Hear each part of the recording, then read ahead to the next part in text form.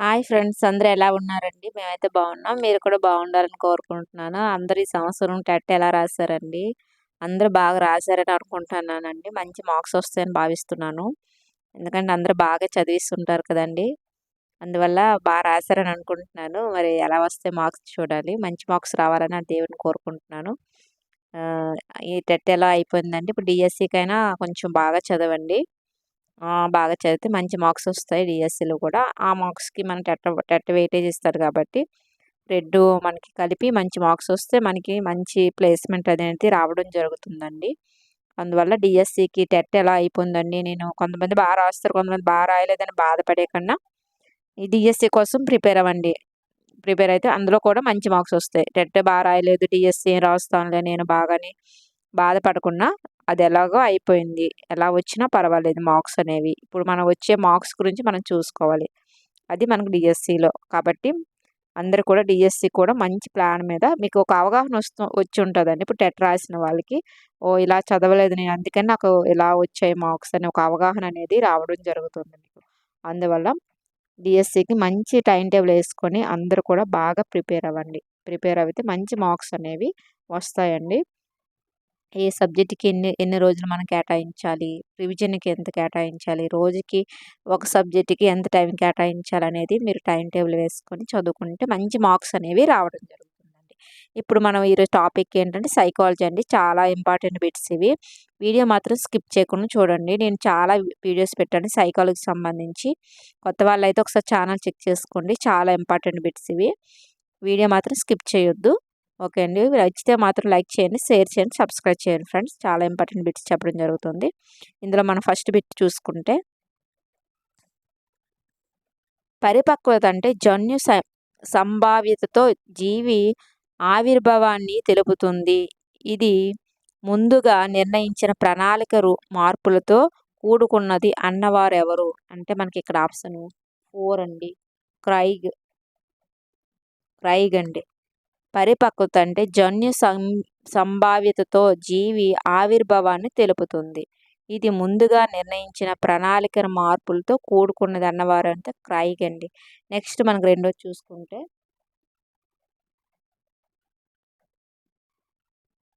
శిరం పాదాభిముఖ పాదాభిముఖ వికాసం ఏంటి అంటే మనకి ఇక్కడ ఆప్షన్ 1 అండి. అణుదైర్ఘ్య పద్ధతిలో శిరస్సు నుండి పాదాభిముఖంగా జరుగుతుంది. చూడండి మనకి అణుదైర్ఘ్య పద్ధతిలో శిరస్సు నుండి పాదాభిముఖంగా జరుగుతుంది.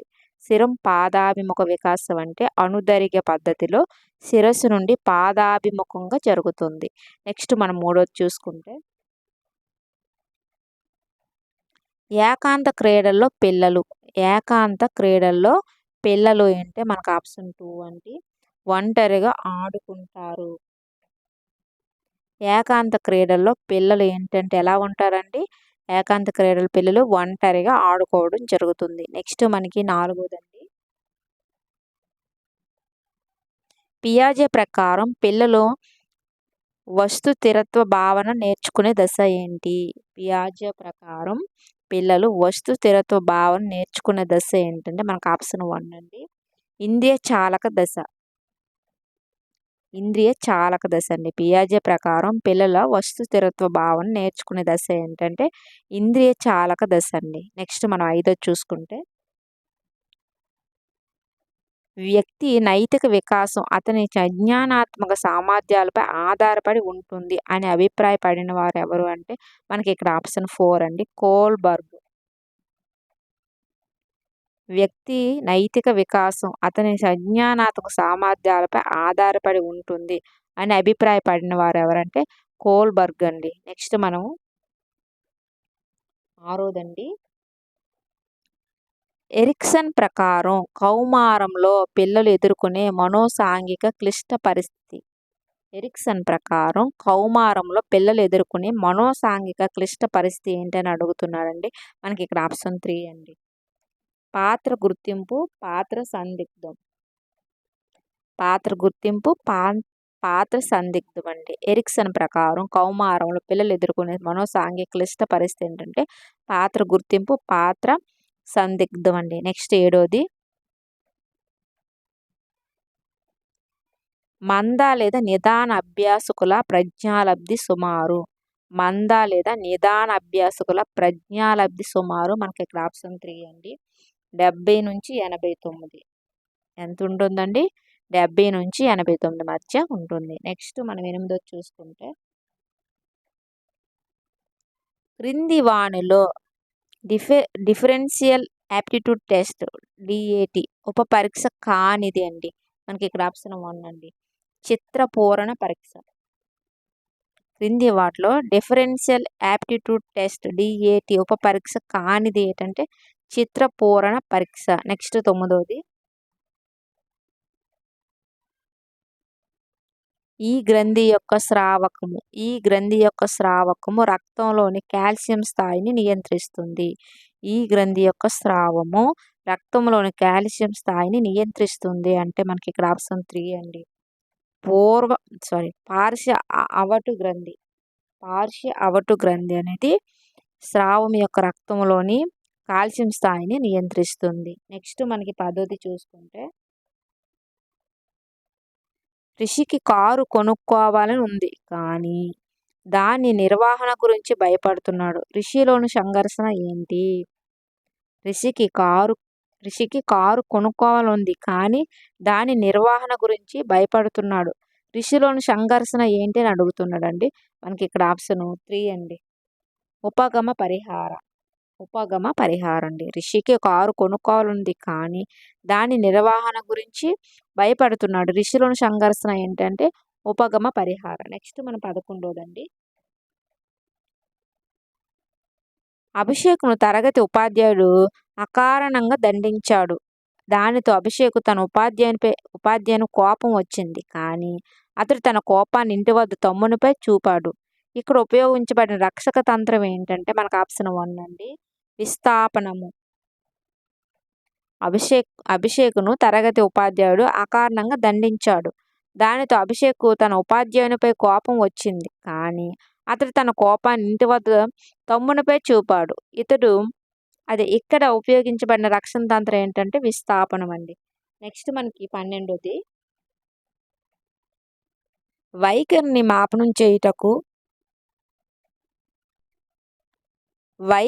మాపనం చేయుటకు ఈక్వల్ అపియరింగ్ ఇంటర్వెల్ స్కేలు రూపొందించిన వారు. వైఖరిని మాపనం చేయుటకు ఈక్వల్ అపియరింగ్ ఇంటర్వెల్ స్కేల్ రూపొందించిన వారు ఎవరు అంటే మనకి ఇక్కడ ఆప్షన్ 4 అండి, థర్స్టన్. వైఖరిని మాపనం చేయుటకు ఈక్వల్ అపియరింగ్ ఇంటర్వెల్ స్కేల్ రూపొందించిన వారు ఎవరంటే థర్స్టన్ అండి. నెక్స్ట్ మనకి 13వది చూసుకుంటే, రాము రష్యన్ భాషను నేర్చుకున్నాడు. ఇప్పుడు అతను సైకిల్ తొక్కడం నేర్చుకోదలిచాడు. ఇక్కడ అభ్యాసన బదలాయింపు రకం ఏంటని అడుగుతున్నాడండి. మనకు ఆప్షన్ 1 అండి, అనుకూల బదలాయింపు. రాము రష్యన్ భాషను నేర్చుకున్నాడు. ఇప్పుడు అతను సైకిల్ తొక్కడం నేర్చుకోదలిచాడు. ఇక్కడ అభ్యాసన బదలాయింపు రకం ఏంటంటే అనుకూల బదలాయింపు. నెక్స్ట్ మనం చూసుకుంటే,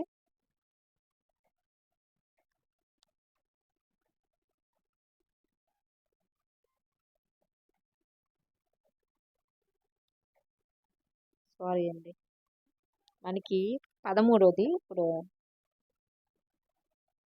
13 మనకి 3 అండి, శూన్య బదలాయింపు అండి. రాము రష్యన్ భాషను నేర్చుకున్నాడు. ఇప్పుడు అతను సైకిల్ తొక్కడం నేర్చుకోదలిచాడు. ఇక్కడ అభ్యాసన బదలాయింపు ఏంటంటే రకం ఏంటంటే శూన్య బదలాయింపు వస్తుందండి. మనకి ఇక్కడ శూన్య బదలాయింపు. రాము రష్యన్ భాషను నేర్చుకున్నాడు.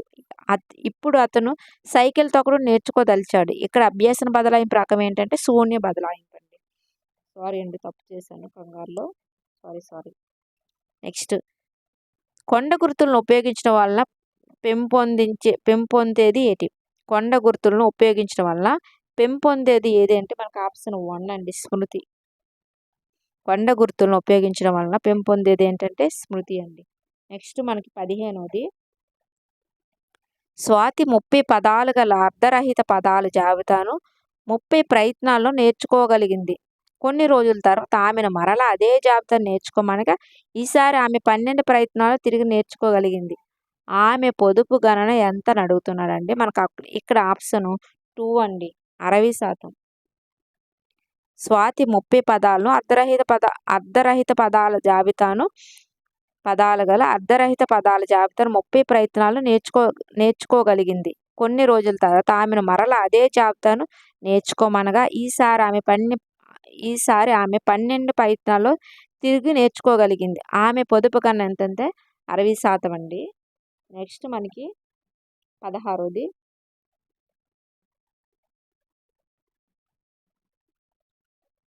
అవసరాల అనుక్రమణిక సిద్ధాంతం ప్రతిపాదించిన వారు ఎవరు? అవసరాల అనుక్రమణిక సిద్ధాంతం ప్రతిపాదించిన వాళ్ళు ఎవరు అంటున్నారండి. మనకి ఇక్కడ ఆప్షన్ 3 అండి, మాస్లో. అవసరాల అనుక్రమణిక సిద్ధాంతం ప్రతిపాదించిన వారు ఎవరంటే మాస్లో. నెక్స్ట్ 17ది క్రింది వానిలో ఒకటి మానసిక చలనాత్మక రంగానికి చెందనది. చూడండి, మానసిక చలనాత్మక రంగానికి చెందనది అన్నాడు. చూసుకోండి, మనకి చెందనది అన్నాడు. మనకి ఇక్కడ ఆప్షన్ 2 అండి, ప్రతిస్పందించడం. అనేది 4 ఆప్షన్లో మానసిక చలనాత్మక రంగానికి చెందనది అండి. చెందనది అంటే మిగతాది అనుకరణ, సునిశ్చితత్వం, ఉచ్చారణ ఇవన్నీ కూడా మానసిక చలనాత్మక రంగానికి చెందినవి. ప్రతిస్పందించడం అనేది చెందనది అండి. నెక్స్ట్ మనం చూసుకుంటే 18ది వైగోట్స్కి ప్రకారం దిగువ స్థాయి మానసిక ప్రక్రియ ఏంటి? వైగోట్స్కి ప్రకారం దిగువ స్థాయి మానసిక ప్రక్రియ ఏంటంటే ఆప్షన్ 1 అండి, ప్రశ్నించటం. వైగోట్స్కి ప్రకారం దిగువ స్థాయి మానసిక ప్రక్రియ ఏంటంటే ప్రశ్నించటం అండి. నెక్స్ట్ మనకి 19ది పావులో ప్రయోగంలో గంట శబ్దంతో పాటు ఆహారాన్ని ఇచ్చినప్పుడు కుక్క లాలాజలం స్రవించింది. ఇక్కడ కుక్క లాలాజలం స్రవించడం అనేది ఏంటి అన్నాడండి. మనకి ఇక్కడ ఆప్షన్ 1 అండి, నిబంధిత ఉద్దీపన. పావులో ప్రయోగంలో గంట శబ్దంతో పాటు ఆహారాన్ని ఇచ్చినప్పుడు కుక్క లాలాజలం స్రవించింది. ఇక్కడ కుక్క లాలాజలం స్రవించడం అనేది ఏంటంటే నిబంధిత ఉద్దీపన అండి. నెక్స్ట్ మనకి సారీ అండి, ఈరోజు ఏమైందో తెలీదు. ఆప్షన్ 4 అండి, నిర్నిబంధిత ప్రతిస్పందన అండి. సారీ, పావులో ప్రయోగంలో గంట శబ్దంతో పాటు ఆహారాన్ని ఇచ్చినప్పుడు కుక్క లాలాజలం స్రవించింది. ఇక్కడ కుక్క లాలాజలం స్రవించడం అనేది నిర్నిబంధిత ప్రతిస్పందన. నెక్స్ట్ మనకి 20దండి,